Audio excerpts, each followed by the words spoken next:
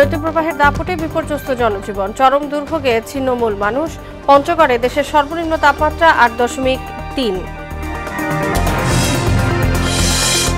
বাড়ছে 43 ধরনের পণ্য ও সেবার উপর ভ্যাট। অর্থ উপদেষ্টার আশ্বাসের পরও দুশ্চিন্তায় ভোক্তারা, ক্ষুব্ধ ব্যবসায়ীরাও। গণতন্ত্রকে হত্যা করেছে ফ্যাসিস্ট হাসিনা, বললেন মির্জা ফখরুল। স্বৈরাচাররা আমানতের খেয়ানত করেছে, মন্তব্য জামায়াত আমিরের। এবং মাঠ থেকে বাজারে আসতেই 3 গুণ বাড়ছে শীতকালীন সবজির দাম। 2 মণ সিমের দামে মিলছে 1 বস্তা চাল।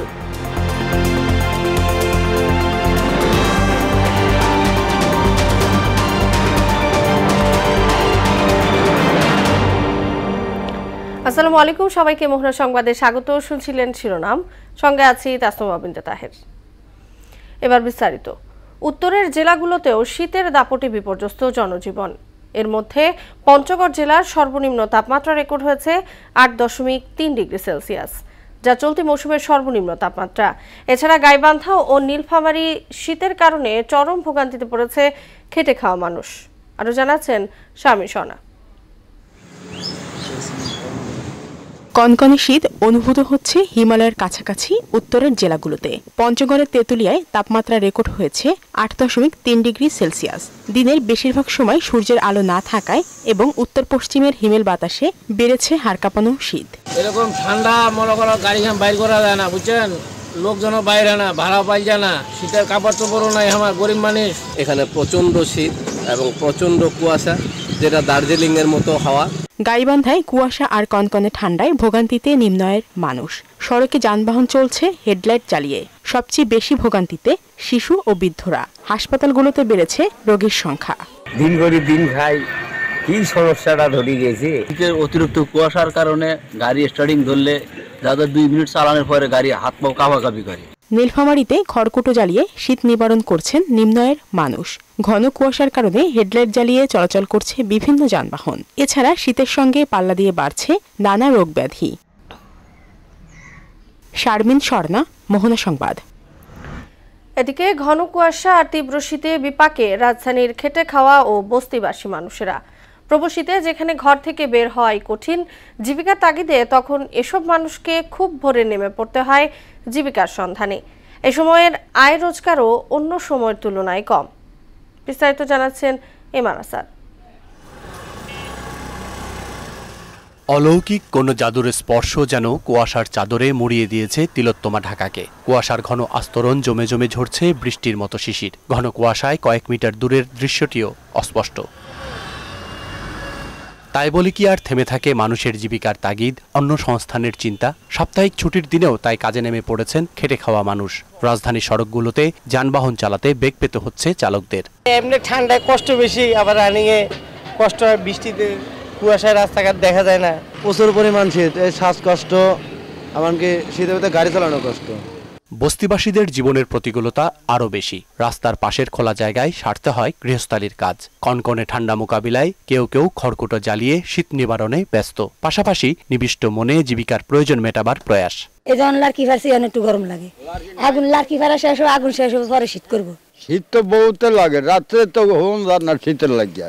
শীতও বেশি আর কুয়াশাও বেশি। তীব্র ঠান্ডায় কাবু সাধারণ মানুষও। ঘন কুয়াশার চাদর মাথায় নিয়ে চালাতে হয় প্রাত্যহিক কাজকর্ম।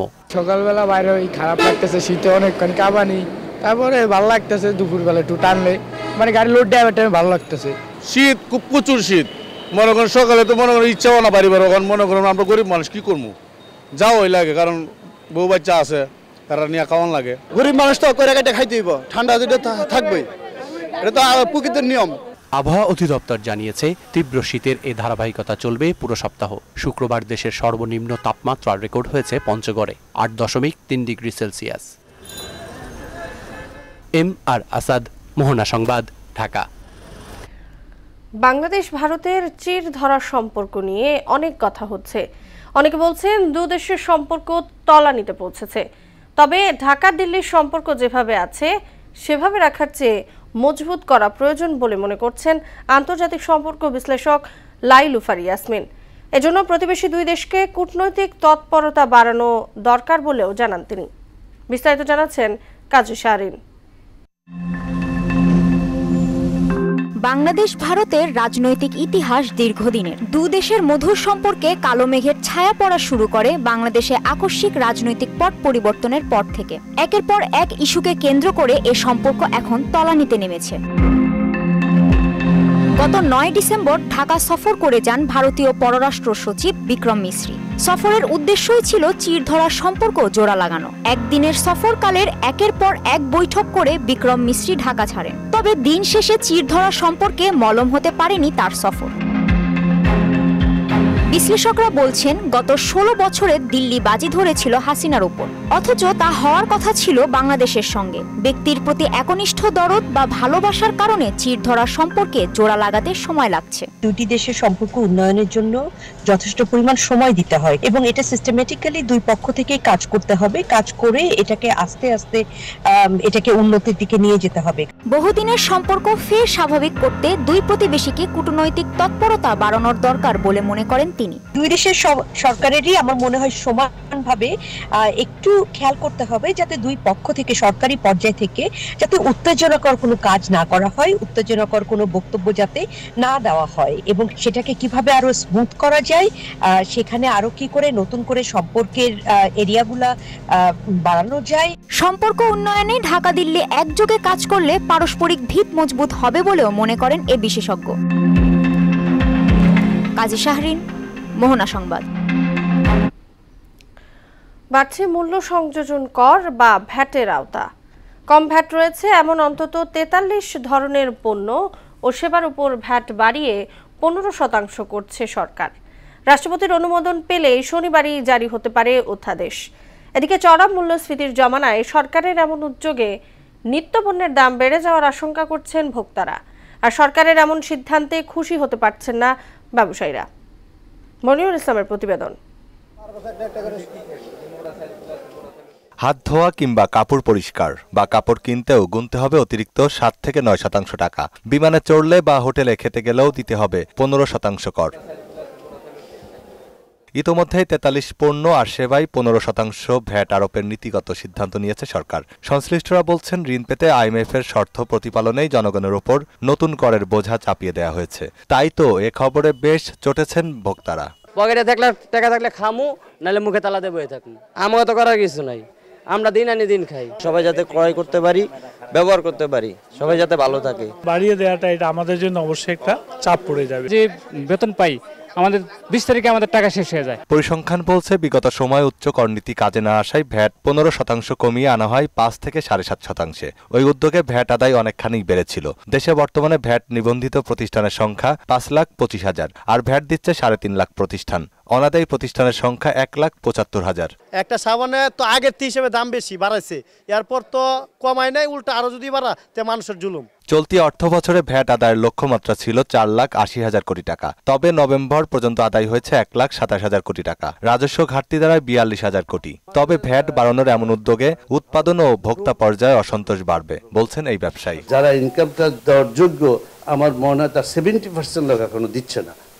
যারা খালি দিচ্ছে তাদের কাছে বোঝা চাপাচ্ছে, কিন্তু বিরাট একটা জনসংখ্যা তাদের যোগ্য ইনকাম ট্যাক্স দেওয়া তাদের থেকে আদায় করছে না। আইএমএফ বলছে যে আমাদের জিডিপির তুলনায় আমাদের রেভিনিউ কম ইনকাম হচ্ছে, তো সেইটা যে খালি ভ্যাট দিয়ে আদায় করতে হবে এমন কত নয়। ভ্যাট আদায় প্রক্রিয়া সহজ করার পাশাপাশি অটোমেশন চালু করলে বেশি রাজস্ব আদায় সম্ভব বলেও মনে করছেন তিনি। ইনকাম ট্যাক্সটাকে অ্যাকচুয়ালি অনলাইন করা উচিত, অটোমেশন করা উচিত। আর ভ্যাট বাড়ানোর এমন উদ্যোগে ক্ষুব্ধ প্রতিক্রিয়া জানান ব্যবসায়ীরা। এখন তো 7% মনে হয়, যদি 15% ভ্যাট বাড়ে তাহলে প্রতিগুলাতে আরো মনে করেন একটা সাবানে 10 টাকা 15 টাকা করে বাড়বে। ভ্যাট কমায় দিলে আপনার গুলো জিনিসপত্রের দাম কমে যাবে। এত টাকা ভ্যাট দিয়ে কিভাবে সম্ভব বিজনেস করা? তবে অর্থ উপদেষ্টার দাবি কোনো শর্ত নয়, রাজস্ব বাড়াতেই এমন সিদ্ধান্ত নেওয়া হয়েছে। আপনি যে মনে করেন যেসব পণ্য বেঁধে সব মনে হয় না যে কষ্ট দেয়। তবে অতি প্রয়োজনীয় পণ্যে কর ছাড়ের সুফল বাজারে মিলবে বলেও আশা করছেন অর্থ উপদেষ্টা। খাদ্যদ্রব্যের ব্যাপারে আমরা ট্যাক্স কমাতে মোটামুটি কিন্তু মনিরুল ইসলাম, মোহনা সংবাদ, ঢাকা। দেশে এখনো চাঁদাবাজি, সন্ত্রাসী কর্মকাণ্ড হচ্ছে উল্লেখ করে সমাজের সবাইকে ঐক্যবদ্ধভাবে এগিয়ে আসার আহ্বান জানিয়েছেন নৌ পরিবহন উপদেষ্টা এম শাখাওয়াত হোসেন। এদিকে চট্টগ্রামে এক অনুষ্ঠানে গৃহায়ন ও গণপূর্ত উপদেষ্টা আদিউল রহমান খান জানান, জুলাই গণ অভ্যুত্থানে যারা শাহাদাত বরণ করেছেন সারা দেশে তাদের স্মৃতিচিহ্ন তৈরি করা হচ্ছে, যা আগামী প্রজন্ম মনে রাখবে। বুসরা জাহানের ডেস্ক রিপোর্ট। দেশে এখনো চাঁদাবাজি সন্ত্রাসী হচ্ছে, তাই সমাজের নেতৃত্ব স্থানীয়দের এগুলো প্রতিহত করতে এগিয়ে আসতে হবে। সকালে খুলনা সরকারি সুন্দরবন আদর্শ কলেজের ৫৬তম সুবর্ণ জয়ন্তী ও পুনর্মিলনী অনুষ্ঠানে একথা বলেন নৌ পরিবহন এবং শ্রম ও কর্মসংস্থান মন্ত্রণালয়ের উপদেষ্টা ডক্টর এম সাখাওয়াত হোসেন। সন্ত্রাসী চাঁদাবাজি এগুলো হচ্ছে, আমি অনুরোধ করবো যারা নেতৃস্থানীয় আছেন, আপনারা সমাজে যারা আছেন তারা প্রতিহত করেন চাঁদাবাজি, কারণ অনেক হয়ে গেছে। তরুণ প্রজন্মের আত্মত্যাগ যেন বৃথা না যায় মন্তব্য করে তিনি বলেন, আয়নাঘর শুধু ক্যান্টনমেন্টেই ছিল না, ইউনিভার্সিটি, হোটেল ও পার্সোনাল বাড়িতেও আয়নাঘর ছিল। আমাদের তরুণ প্রজন্ম যে স্যাক্রিফাইস করেছে এটাকে আপনারা বৃথা যেতে দেবেন না।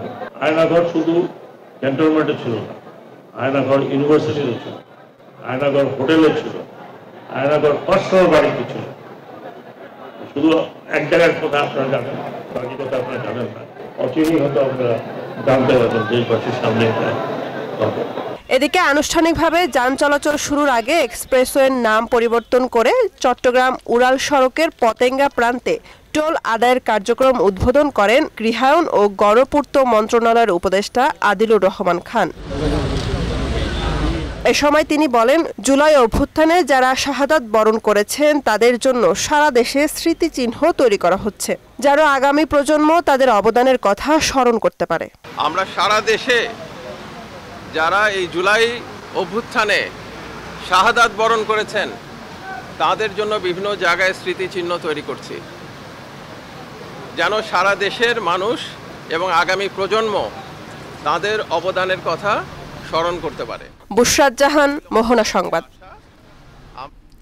দেশের গণতন্ত্রকে হত্যা করেছে ফ্যাসিস্ট আওয়ামী লীগ সরকার, এমন মন্তব্য করেছেন বিএনপি মহাসচিব মির্জা ফখরুল ইসলাম আলমগীর। পতিত সরকার দেশের অর্থনীতিকে ধ্বংস করে ফেলেছে, পাশাপাশি দেশের সম্পদ লুটপাট করে বিদেশে পাচার করেছে বলেও জানান তিনি। সকালে দিনাজপুর সরকারি কলেজের অর্থনীতি বিভাগের সুবর্ণ জয়ন্তী উপলক্ষে কলেজ মাঠে আয়োজিত অনুষ্ঠানে মির্জা ফখরুল এসব কথা বলেন। তিনি আরও বলেন, ছাত্র জনতা অভ্যুত্থানের মাধ্যমে যে স্বপ্ন দেখিয়েছে দেশবাসীকে সঙ্গে নিয়ে তা বিএনপি বাস্তবায়ন করবে। সংশ্লিষ্ট সকলের কাছে এই আবেদন জানাবো যে আমরা উঠে দাঁড়াই, আমরা আমাদের এই সংকীর্ণতার ঊর্ধ্বে দাঁড়িয়ে আমরা একটা সুস্পষ্ট সত্য সুন্দর একটা পথ নির্ধারণ করি। কিন্তু এখন পর্যন্ত আমরা সেই ঐক্যের যে যুদ্ধ, সকলে মিলে একসাথে দেশটাকে যে গঠন করব, তাকে নির্মাণ করব, তাকে একটা পথরেখা দেখাবো, আজকে এই বয়সে এসে আমার কাছে মনে হয় এই জায়গায় আমাদের ব্যর্থতা। স্বাধীনতার পরে দফায় দফায় যারা ক্ষমতায় এসেছে তারা আমানতের খেয়ানত করেছে বলে মন্তব্য করেছেন জামায়াতে ইসলামীর আমির ডাক্তার শফিকুর রহমান। সকালে নাটোর জেলা জামায়াতের কর্মী সম্মেলনে প্রধান অতিথির বক্তব্যে তিনি এ মন্তব্য করেন। জামায়াত আমির বলেন, বৈষম্যহীন মানবিক সমাজ গড়তে চায় জামায়াতে ইসলামী, তারা কোনো বিভেদ চায় না। অতি দ্রুত সংস্কার করে দেশ একটি নির্বাচনের দিকে যাবে বলেও আশা করেন শফিকুর রহমান। জীবন দেব, কিন্তু দেশের স্বাধীনতা সার্বভৌমত্ব কোথাও বিক্রি হতে আর দেব না। আমরা বিদেশে বন্ধু চাই, কোনো প্রভু চাই না। আমরা সমমর্যাদার ভিত্তিতে সকলের সাথে বৈদেশিক সম্পর্ক রক্ষা করব, কারো লাল চোখের দিকে আর আমরা তাকাবো না। আমরা আপনাদের দোয়া চাই, আপনাদের পরামর্শ চাই, আপনাদের কাছ থেকে ইতিবাচক সমালোচনাও চাই, এবং এই কাজে আমরা আপনাদেরকে পাশে চাই। বাজারে শীতকালীন সবজির সরবরাহ বাড়ায় দাম কিছুটা কমেছে, এরপরও কৃষকের মাঠ থেকে বাজারে আসতে দাম বেড়ে যাচ্ছে প্রায় 3 গুণ। আর মাসখানেক আগে মাঠ পর্যায়ে সর্বোচ্চ 1300 টাকা মন দরে আমন ধান বিক্রি করা কৃষককে 2 মন শিমের দামে কিনতে হচ্ছে 25 কেজির 1 বস্তা চাল। 2 সপ্তাহের ব্যবধানে এটি কেজিতে বেড়েছে 10 টাকা পর্যন্ত। উষাফের দোস্তের প্রতিবেদন। সাভারের ভাকুরতা গ্রাম, ভোরের আলো ফুটতেই কৃষকের মাঠে পৌঁছে যাওয়া কোটি মানুষের অন্ন জোগাতে মাঠে শালগম তুলে জড়ো করছেন আনমনে। বিক্রি করবেন প্রতি কেজি 8 থেকে 10 টাকা। আমরা 8 টাকা 10 টাকা বেচলাম, এতে আরেকজন কিনলো 10 টাকা 12 টাকা, আরেকজন কিনলো 15-16 টাকা, এমনি বাড়তেই থাকে। মাঠ জোড়া গাঢ় সবুজ ব্রোকলিও প্রতিটি বিক্রি হবে 15 থেকে 20 টাকায়, আর প্রতিটি ফুলকপির দাম 8 থেকে 10 টাকা। ফুলকপি বর্তমানে 8 টাকা 10 টাকা এরকম বেশি হয়, ব্রোকলি 15 টাকা 20 টাকা। ধনিয়া পাতা যে হিসেবে বর্তমানে বিক্রি করি, এক মুঠে আটি 3 টাকা পিস বিক্রি করি। কৃষকের খাটনি বেশি হয়, খাটনি বেশি, বাজারে মূল্য বেশি, যারা পাইকার। মাচা ভরা শিম দেখে চোখ জুড়ালেও তাতে পেট ভরে না কৃষকের। 20 থেকে 25 টাকা কেজি দরে পণ্যটি বিক্রি করে উৎপাদন খরচই ওঠে না বলে আক্ষেপ কৃষকের। মাঠে শিম বিক্রি করতেছি 25 টাকা করে, অথচ সাভার থেকে মাত্র কয়েক মাইল দূরে মিরপুরের বাজারগুলোতে ঠিক এর উল্টো চিত্র। এখানে ব্রোকলি বিক্রি হচ্ছে প্রতিটি 60 টাকায়, ফুলকপি 30, শিম 60 এবং ধনেপাতা 20 টাকা আটি। আমাদের কিনা আছে ওইখানে 60 টাকা পিস, গাড়ি ভাড়া নিয়ে পাচ্ছে 8 টাকা। কপি হইলো 30 টাকা পিস, বকুল হইলো 60 টাকা 50 টাকা পিস, সিম হইলো একটা 60 আর একটা 40। এদিকে মাসখানেক আগে 1300 টাকা মন দরে আমন ধান বিক্রি করা কৃষককে এখন তা কিনতে হচ্ছে 2 মন শিমের দামে। এক মন সিম বেচলে মনে করেন 40 কেজি সিম 2000 টাকা, 50 টাকা কেজি বিক্রি, 50 কেজি চালের বস্তা হলো 2500-2400 টাকা। চাল আমরা বিক্রি করতেছি 1300 টাকা মন, এই চাল কিনান তৈতেছে যায় আবার 70 টাকা কেজি করে এই চাউল কিনানতাছে। অন্যদিকে কিছুতেই স্বাভাবিক হচ্ছে না মুরগির বাজার। বর্তমানে প্রতি কেজি সোনালী মুরগি 340 এবং ব্রয়লার 210 টাকায় বিক্রি হচ্ছে। ব্রয়লার গত সপ্তাহে কিনছি 170 টাকা কিলো, এখন আইছে 198 টাকা কিলো, দাম বাড়ছে। আর সরবরাহ সংকটের অজুহাতে বেড়েছে সব ধরনের মাছের দাম। গত সপ্তাহে আমরা কিনলাম যেটা 280 টাকা বা 300 টাকা দিয়ে, এখন সেটা হচ্ছে আপনার 330 টাকা 350 টাকা এরকম। শীতে মানুষ নামতে পারতেছে না পানিতে, মাছও ধরা পারতেছে না, এর লেগে আমদানি কম। বাজার সহনীয় রাখতে বাস্তবসম্মত তদারকির বিকল্প নেই বলে মনে করেন ক্রেতা বিক্রেতারা। উষা ফেরদৌস, মোহনা সংবাদ। ছুটির দিন হওয়ায় তৃতীয় দিনেই জমে উঠেছে ঢাকা আন্তর্জাতিক বাণিজ্য মেলা। শুক্রবার বিকেল থেকে সব বয়সী ক্রেতা দর্শনার্থীদের পদচারণায় মুখরিত হয়ে ওঠে মেলা প্রাঙ্গণ। বিক্রি ভালো হওয়ায় বিক্রেতাদের মুখেও দেখা গেছে সন্তুষ্টির ছাপ। আর মেলার সার্বিক পরিবেশ ও নিরাপত্তা নিয়ে সন্তোষ জানিয়েছেন দর্শনার্থী ও ক্রেতারা। ইসিউ সেলিমের প্রতিবেদন। রাজধানীর উপকণ্ঠ পূর্বাচলের বাংলাদেশ চায়না ফ্রেন্ডশিপ এক্সিবিশন সেন্টারে চলছে 29তম ঢাকা আন্তর্জাতিক বাণিজ্য মেলা। প্রতিবার প্রথম সপ্তাহে মেলা ক্রেতা দর্শনার্থীর উপস্থিতি কম থাকলেও শুক্রবার ছুটির দিন হওয়ায় মেলা শুরুর তৃতীয় দিনেই জমে উঠেছে এবারের মেলা।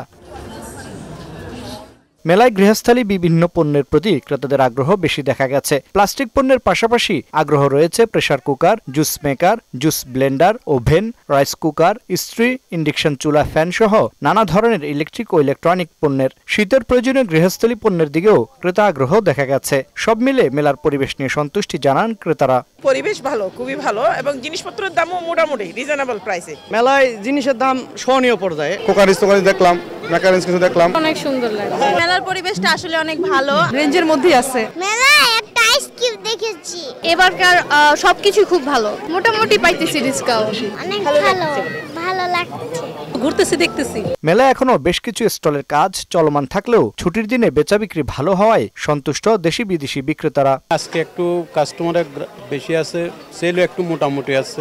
প্রথম অনুযায়ী ভালোই হচ্ছে। অফার দিয়ে প্রাইস লাগানো আছে। আমাদের একটা প্যাকেজ কিনলে 10টি ফ্রি আইটেম পাইতেছে। শোরুম মূল্য থেকে মানে কিছুটা ছাড় থাকে। क्वालिटी इज बढ़िया है, प्राइस 1700 টাকা। पाकिस्तानी प्रोडक्ट होता है क्या, जो इंडियन प्रोडक्ट से पाकिस्तानी प्रोडक्ट অলওয়েজ বেটার। এবারের মেলায় ভারত, পাকিস্তান, তুরস্ক, মালয়েশিয়া, ইন্দোনেশিয়া, সিঙ্গাপুর, হংকং সহ 60টি দেশের 11টি প্রতিষ্ঠান সহ মেলায় রয়েছে 362টি স্টল ও প্যাভিলিয়ন। জুলাই আগস্ট অভ্যুত্থানকে প্রাধান্য দিয়ে মেলায় রয়েছে জুলাই চত্বর, 36 চত্বর ও তারুণ্যের প্যাভিলিয়ন। ইউ সেলিম, মোহনা সংবাদ, ঢাকা। সাবেক শিক্ষার্থীদের অংশগ্রহণে হয়ে গেল প্রাইম ইউনিভার্সিটির ইলেকট্রিক্যাল অ্যান্ড ইলেকট্রনিক ইঞ্জিনিয়ারিং বিভাগের প্রথম পুনর্মিলনী। সকালে মিরপুরের মাজার রোডে বিশ্ববিদ্যালয়ের মূল ক্যাম্পাসে পুনর্মিলনী অনুষ্ঠানের আয়োজন করা হয়। এতে প্রধান অতিথি ছিলেন বিশ্ববিদ্যালয়টির চেয়ারম্যান আনোয়ার কামাল পাশা। এ সময় অন্যদের মধ্যে উপস্থিত ছিলেন বোর্ড অফ স্ট্র্যাটেজির সেক্রেটারি জেনারেল ফিরোজ মাহমুদ হোসেন, সদ্য বিদায়ী চেয়ারম্যান তৌহিদুর রহমান এবং ভারপ্রাপ্ত উপাচার্য ডক্টর আব্দুর রহমান। দেশের বাইরের খবর। ইসরায়েলি বর্বর হামলায় গাজা উপত্যকা জুড়ে 24 ঘন্টায় নিহত হয়েছে আরও 71 ফিলিস্তিনি। আহত হয়েছে বহু মানুষ। গত 24 ঘন্টায় ইসরায়েলি বাহিনী 34টি বিমান হামলা চালিয়েছে গাজা ভূখণ্ডে। 15 মাসের লাগাতার হামলায় উপত্যকাটিতে নিহতের মোট সংখ্যা প্রায় 45,600 জনে পৌঁছেছে। এছাড়া আহত হয়েছে আরও লক্ষাধিক ফিলিস্তিনি। শেষ করব মোহনা সংবাদ। যাবার আগে শিরোনামগুলো জানিয়ে দিচ্ছি আরও একবার।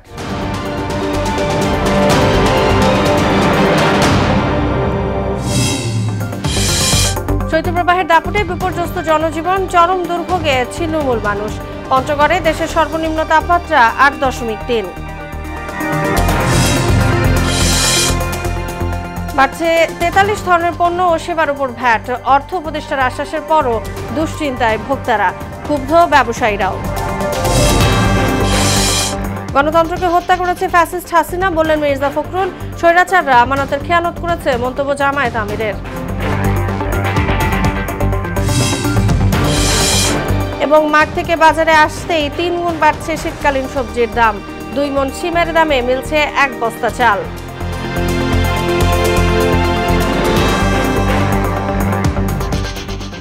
এই ছিল মোহনা সংবাদে। পরবর্তী সংবাদ রাত 12:30টায়। মোহনার সবশেষ খবর জানতে ভিজিট করুন www.mohna.tv। সংবাদ দেখতে পান ফেসবুক ও ইউটিউবেও। এতক্ষণ সঙ্গে থাকার জন্য সবাইকে ধন্যবাদ।